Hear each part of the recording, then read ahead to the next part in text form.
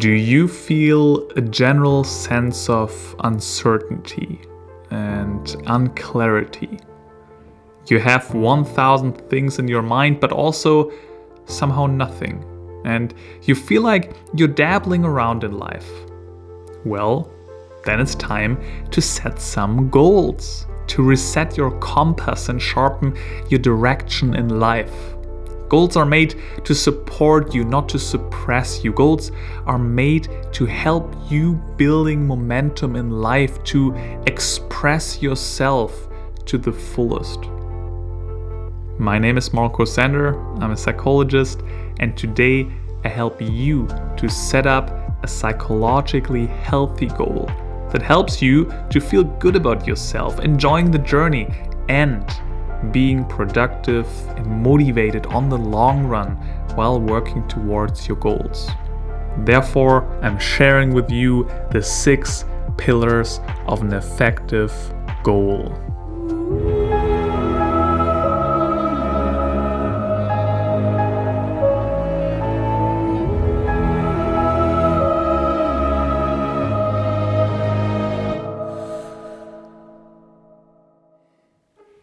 Now, surprise! In this video, I'm not just sharing those 6 steps with you and it's nice to listen to this video and watch this video. No, you are going to set one goal with me together here. And at the end of the video, I want you to have set an psychologically optimally set goal. And the very first step, the first pillar here, is maybe the most trickiest one because you have so much freedom. It's about setting a self-determined goal. This is really key. And in this part here, I really just want to maybe even stop the video and just think, what is the area? Which goal would I like to set? Is it about health? Is it about my career? What is the direction? Try to come up with something that you want to improve in your life, already as specific as possible. That would be optimal.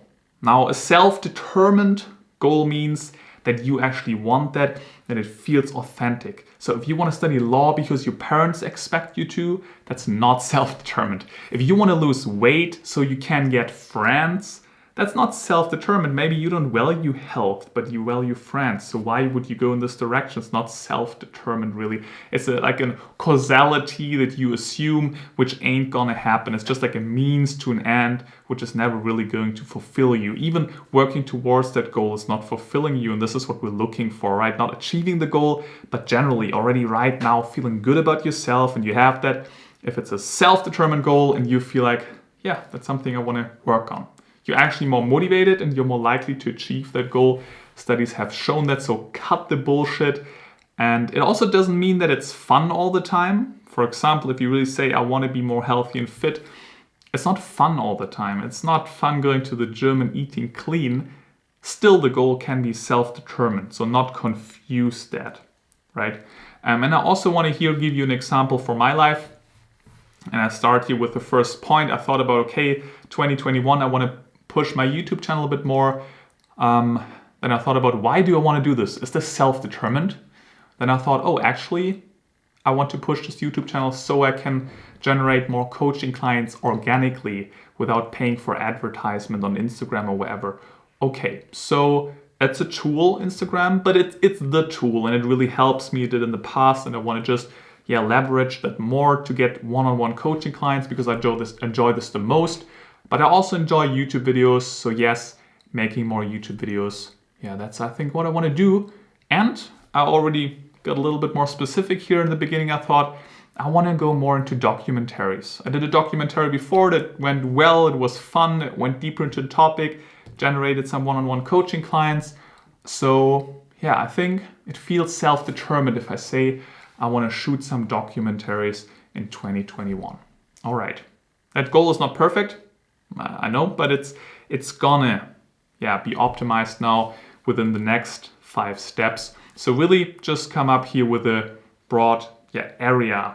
What do you want to improve and is it self-determined?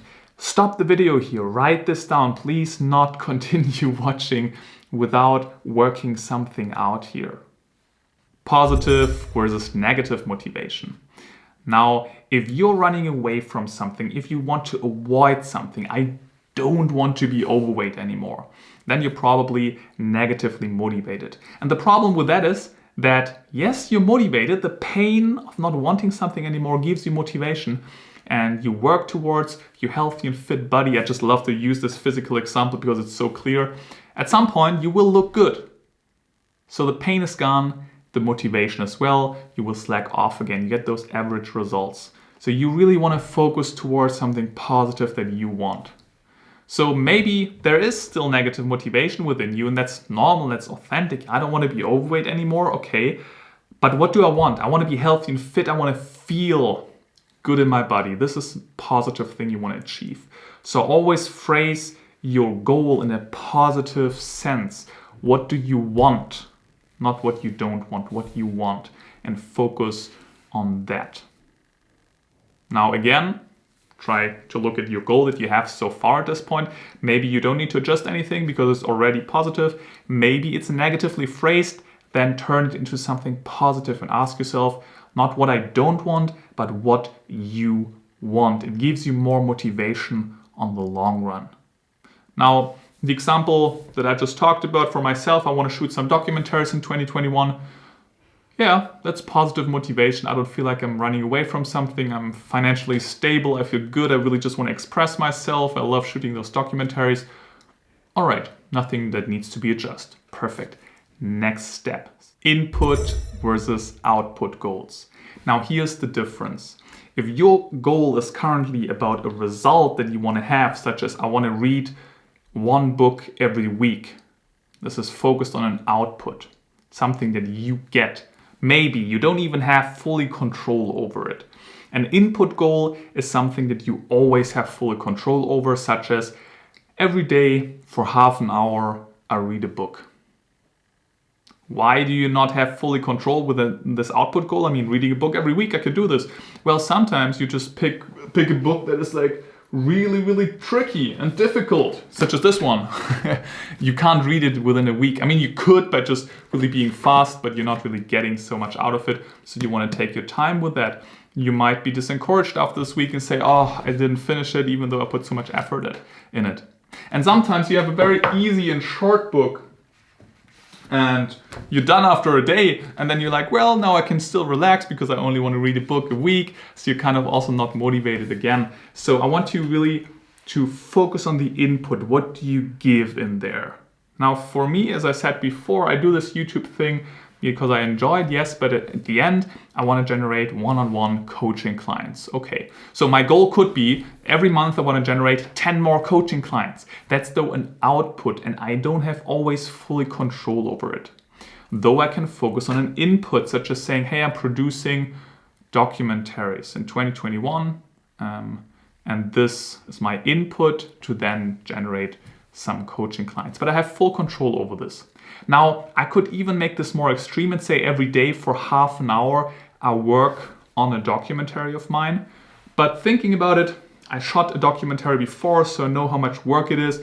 It feels good to have like something in between and say, okay, my input is shooting, documentaries. We'll still specify how many documentaries and what kind of documentaries.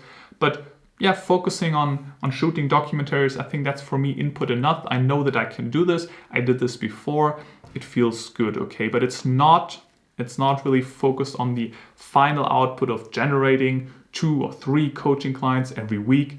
This is very much on the output. So what does it mean for you? How can you become more the input person? If it's about losing weight, it means not I want to weigh 70 kilograms by this date. No.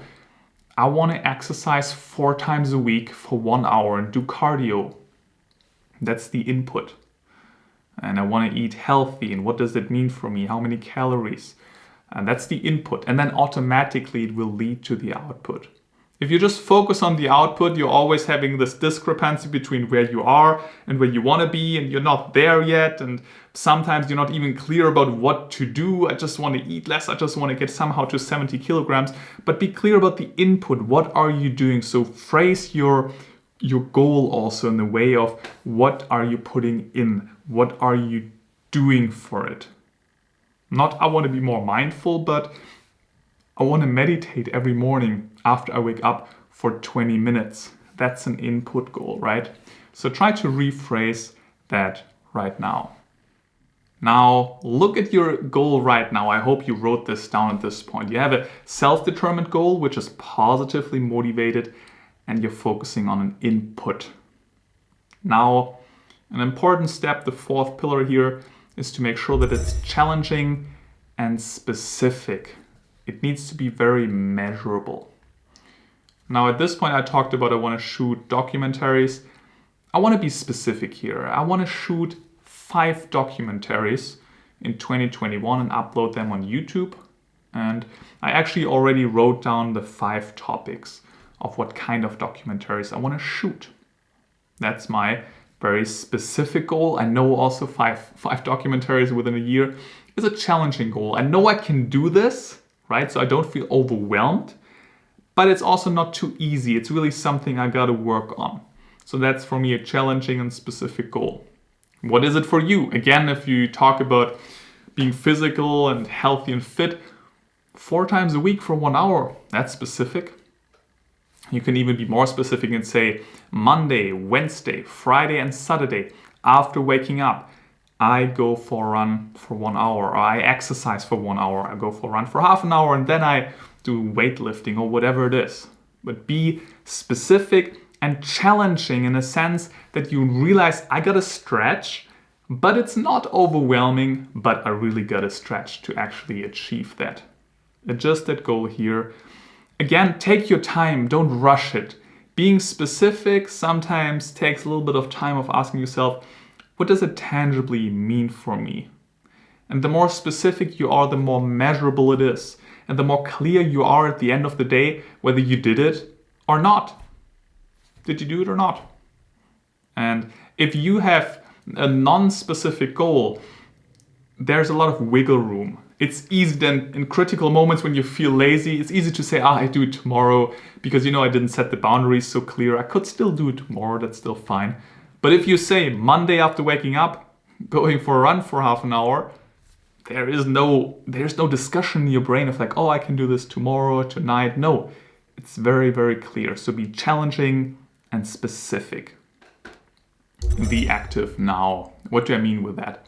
Well, when I talk with people about goals, they often use phrases such as, I would like to go more to the gym, or I will go more to the gym, or I will upload some videos. I'm trying to upload now once a week. If you use those phrases in your goal of I will, or I want to upload every week, you're giving your brain the signal of that you are not doing this. You want to, it's a desire, it's a belief, it's a wish, but you're not the guy who's doing this. So I want to rephrase your sentence and your goal, if you didn't do it before, in an active and present way. So for me, that means to not say, I would like to shoot 5 documentaries this year. No, I shoot 5 documentaries in 2021. Not I wish, I will, no, I do that. I shoot 5 documentaries. Try to rephrase your goal here and believe in you actually doing this. This is not a wishful thinking, right? You made sure that's a specific and challenging goal, but a goal that you can achieve. So properly believe in yourself and expect, very important, expect yourself to do this.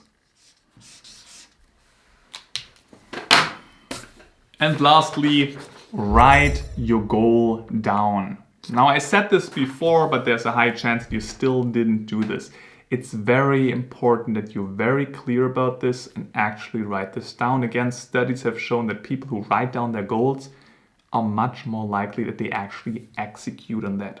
So be clear, go back in the video if you still hopped through some stages and pillars but didn't make use of them.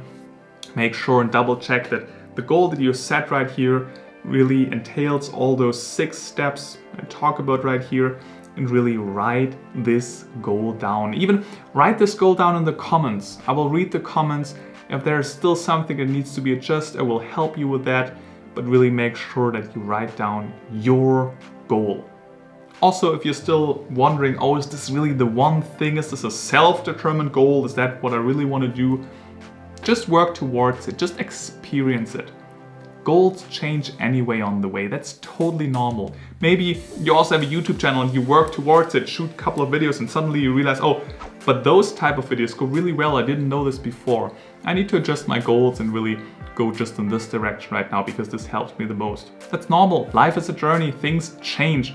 But having now a goal helps you to get started and also get rolling and experience life, and on the way, right, you learn. But you can't just sit in your room and be like, oh, is this really my goal? I don't know, what is really my passion? You gotta keep rolling and get rolling. So follow this goal right now and then adjust on the way if necessary.